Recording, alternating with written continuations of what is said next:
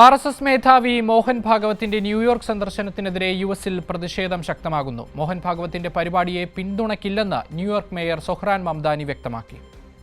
RSS മേധാവി മോഹൻ ഭാഗവത് ന്യൂയോർക്കിലെ Madison സ്ക്വയറിൽ പങ്കെടുക്കുന്ന പരിപാടിയെ പിന്തുണയ്ക്കുന്നില്ലെന്നും സ്വകാര്യ പരിപാടി ആയതിനാൽ റദ്ദാക്കാനുള്ള നിയമപരമായ അധികാരം നഗരഭരണകൂടത്തിനില്ലെന്നും സൊഹ്റാൻ മംദാനി പറഞ്ഞു. ശനിയാഴ്ച നടക്കുന്ന പരിപാടിയിൽ പങ്കെടുക്കാൻ മോഹൻ ഭാഗവത് ന്യൂയോർക്കിൽ എത്തിയതിന് പിന്നാലെയാണ് മംദാനിയുടെ പ്രതികരണം.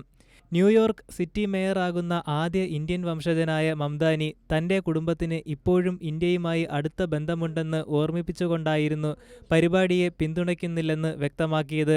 ഒരു പ്രത്യേക വിഭാഗത്തെ മാത്രം ഉൾക്കൊള്ളുന്നതും മറ്റുള്ളവരെ ഒഴിവാക്കുന്നതുമായ പ്രത്യയശാസ്ത്രങ്ങളുടെ വളർച്ച ആശങ്കാജനകമാണെന്ന് അദ്ദേഹം പറഞ്ഞു.